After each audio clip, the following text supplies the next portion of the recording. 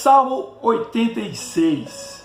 Inclina, Senhor, os seus ouvidos e responde-me, pois estou aflito e necessitado. Preserva a minha alma, pois eu sou piedoso. Tu, ó Deus meu, salva o teu servo em quem te confia. Compadece de mim, ó Deus, pois a ti clamo de contínuo. Alegra a alma do teu servo, porque a ti, Senhor, eleva a minha alma. Pois tu, Senhor, és bom e compassivo, abundante e benignidade para com todos os que te invocam. Escuta, Senhor, a minha oração e atende a voz das minhas súplicas. No dia da minha angústia clamo a ti, porque me respondes. Não há entre os deuses semelhante a ti, Senhor, e nada existe que se compadece às tuas boas obras. Todas as nações que fizeste virão, prostrarão diante de ti, Senhor, e glorificarão o teu nome. Pois tu és grande e opera maravilhas, tu és o Deus. Ensina-me, Senhor, o teu caminho e andarei na tua verdade. Dispõe-te um coração para só temer ao teu nome. Dar-te-ei graça, Senhor, Deus meu, de todo o meu coração, e glorificarei para sempre o teu nome, pois grande é a tua misericórdia para comigo, e me livraste a alma dos mais profundos poderes da morte. Ó Deus, os soberbos se têm levantado contra mim, e um bando de violentos atenta contra a minha vida, e eles não te consideram. Mas tu, Senhor, és Deus compassivo e cheio de graça, paciente e grande em misericórdia e verdade. Volta-te para mim e compadece de mim. Concede a tua força ao teu servo e salva o filho da tua serva. Mostre-me um sinal do teu favor, para que o veja e se envergonhe os que se aborrecem, pois tu, Senhor, me ajudas e me consolas. O Salmo 86 é escrito por Davi e está no meio de 4 salmos atribuídos aos filhos de Corá. Quando Davi escreve, estava enfrentando inimigos não identificados, aqui no verso 14. Esse salmo é um mosaico dos salmos 25 a 28, do salmo 40 ao 54 e o salmo 57, e também do livro de Êxodo, capítulo 34. Davi faz essa recapitulação de vários salmos e traz promessas de Deus através de Êxodo, capítulo 34. Num momento de perigo, quando se sentia inepto para enfrentar na batalha, Davi encontrou 3 estímulos do Senhor que poderiam encontrar também para as nossas vidas hoje. O primeiro estímulo é a aliança de Deus, que é inabalável. Nos versículos 1 ao versículo 7, ele descreve essa aliança que Deus tem para conosco. Ao começar sua oração, Davi pede socorro com base em sua relação de aliança davídica.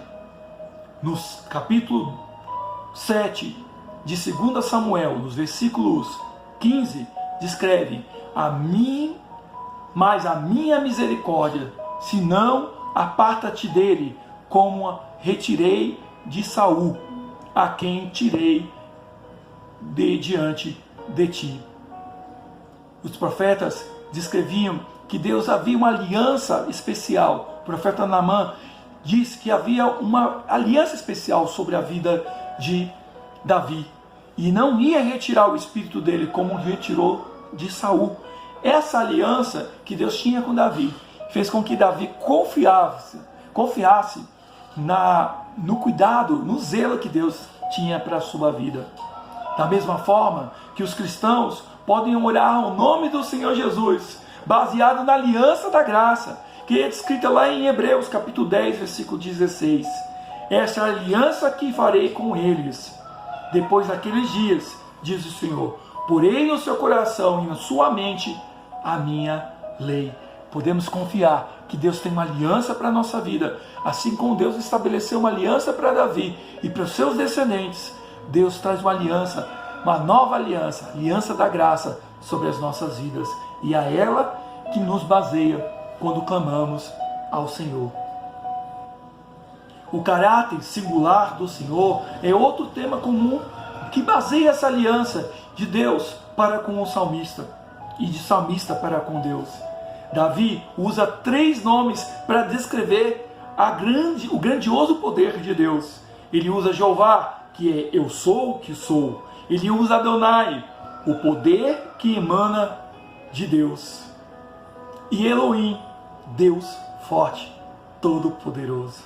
O Salmo apresenta pelo menos 14 pedidos pessoais, mostrando que a eficácia da oração está em sua especificação, em sua descrição. Quando nos colocamos diante de Deus, podemos confiar na aliança que Deus traz. Por isso, podemos tratar a Deus com intimidade, porque é um Deus que mantém essa aliança diante de nós. O segundo aspecto é que no Salmo 86, nós encontramos também o segundo aspecto, que é o caráter de Deus. Ele é imutável. Nos versículos 8 ao versículo 13, descreve esse caráter. O próprio versículo 8 diz assim: não há entre os deuses semelhante a ti, Senhor.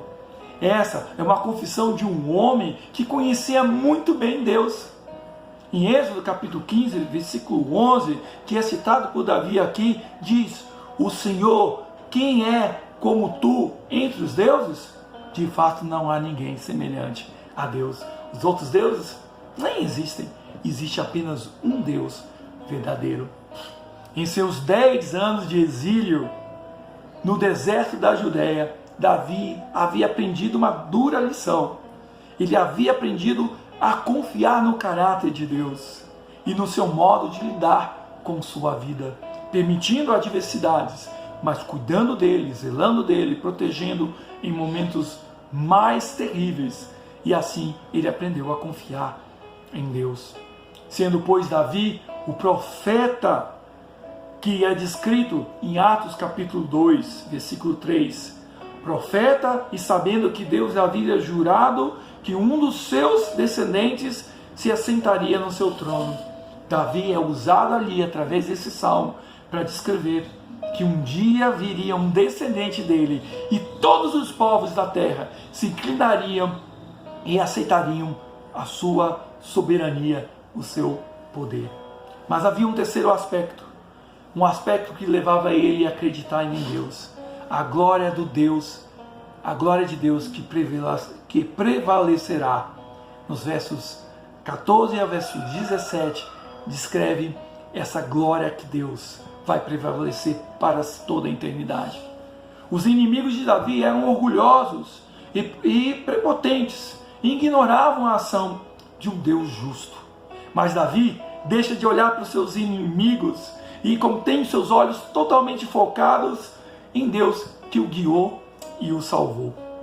A designação, o filho da tua serva, no verso 16, é uma referência clara da sua submissão diante de Deus.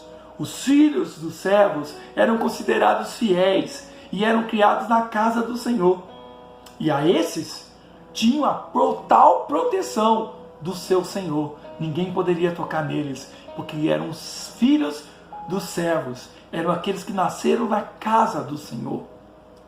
Sim, Davi desejava esse livramento, mas glorificava o nome do Senhor, porque Deus trazia essa fidelidade sobre a sua vida e levava ele a ser fiel também a Deus. Quando nossos pedidos de oração estão de acordo com a vontade de Deus e glorificam o seu nome, podemos ter certeza que Deus irá nos responder. Por isso, podemos clamar como Davi, clamar a misericórdia de Deus e saber que no tempo oportuno Ele irá responder o nosso clamor. Vamos confiar em Deus. e clamar, mesmo quando estivermos angustiados, mesmo quando estivermos sobrecarregados, e receberemos dele total auxílio e socorro no tempo oportuno. Oremos ao Senhor. Ó Pai querido, te louvamos, te agradecemos, ó Deus, porque esse salmo nos ajuda, ó Deus, a confiar em Ti, que possamos confiar, ó Deus, nas Suas promessas, que possamos confiar no Seu caráter, que possamos confiar, ó Deus, que o Senhor virá e estabelecerá, ó Deus, o Seu juízo eternamente sobre todos os povos, sobre todas as nações. E é baseados nessas verdades que podemos confiar no Teu amor, que podemos confiar na Tua misericórdia, que podemos confiar que o Senhor virá e responderá às nossas orações, se isso for para a Tua honra, se isso for para a Tua glória.